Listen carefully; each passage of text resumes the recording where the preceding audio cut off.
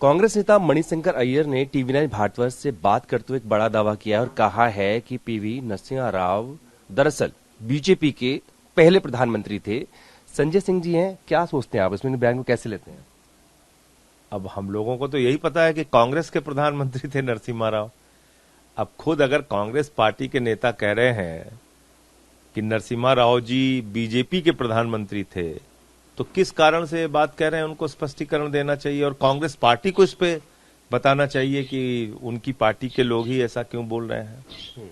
दूसरी बात क्या है कि मणिशंकर अय्यर जी को मैं ये देखता हूं कि जब जब कोई चुनाव करीब आता है तो वो कुछ भी ऐसा बयान देते हैं जिससे कहीं ना कहीं भारतीय जनता पार्टी को राजनीति खेलने का मौका मिल जाता है।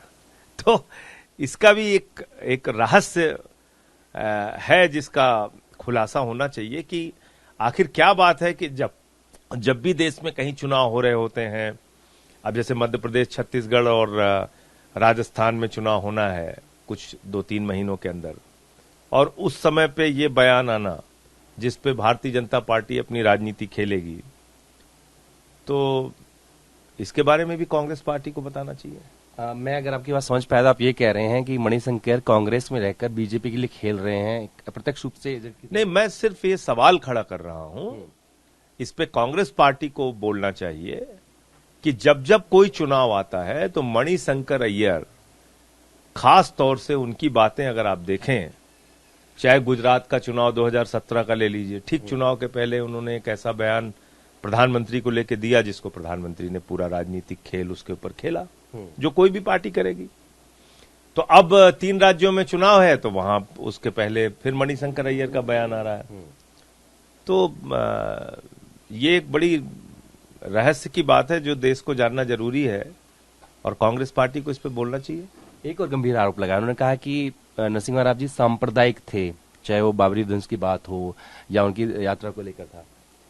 अब अगर मणिशंकर अय्यर जी कह रहे हैं कि नरसिम्हा राव जी सांप्रदायिक थे, तो कांग्रेस पार्टी को इस पे जवाब देना चाहिए। तो कांग्रेस पार्टी के बीच का मामला है ना, कांग्रेस पार्टी इस पे बोले कि भाई कैसे वो इस बात को कह रहे हैं। जी, चंद्रयान को लेकर भी क्रेडिट की वॉर शुरू हो गया है। कुछ जो कांग्रेस के नेता हैं वो कह रहे हैं कि 1962 में नेहरू जी ने एक विजन देखा था, स्पेस की शुरुआत की थी, इस तरह के मिशंस की। देखिए, इसमें कोई क्रेडिट लेने की दौड़ नहीं होनी चाहिए और मैं समझता हूं कि पूरे देश के लिए ये गौरव की बात है।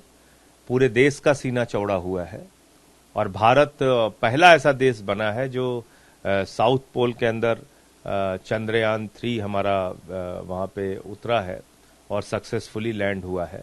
तो मुझे लगता है कि इस पे पूरे देश के लोगों को खुशी है, सबका सीना चौड़ा है, सारे लोग गौरवान्वित हैं और खास तौर से हमारे वो वैज्ञानिक जिन्होंने दिन रात मेहनत करके ये दिन भारत को देखने का सौभाग्य दिया, वो सारे इसरो के वैज्ञानिक इसके लिए बधाई के पात्र हैं और निश्चित रूप से हम सबको उनकी भूरी भूरी प्रशंसा और सराहना करनी चाहिए। मेरा आखिरी सवाल, ईडी डायरेक्टर जो हैं संजय मिश्रा, आप उनकी नियुक्ति को लेकर सवाल उठाते हैं, मामला सुप्रीम कोर्ट गया। अब ऐसी सुगबुगाहट है कि उनको सीआईओ नाम पे प्रस्ताव पर विचार किया जा रहा है, इसको आप कैसे देखते हैं? देखिए, प्रधानमंत्री जी नियम कानून बदल के कुछ भी कर सकते हैं, तो ये तो मोदी जी की सरकार है, सब कुछ संभव है इसमें कुछ आपको हैरान नहीं होना चाहिए या किसी को भी हैरान नहीं होना चाहिए। बात करने शुक्रिया। नियम कानून को ताक पे रख के प्रधानमंत्री जी कुछ भी कर सकते हैं। जी, तो मणिशंकर अय्यर के बयान पर संजय सिंह का कहना है ये कांग्रेस का अंदरूनी मामला है, कांग्रेस को स्थिति स्पष्ट करनी चाहिए, लेकिन ये जरूर उन्होंने कहा है कि वो जब जब भी चुनाव आते हैं ऐसे बयान देते हैं जिसका सीधा फायदा बीजेपी को मिलता है। अपनी अशोक चौहान के साथ जितेंद्र भाटी।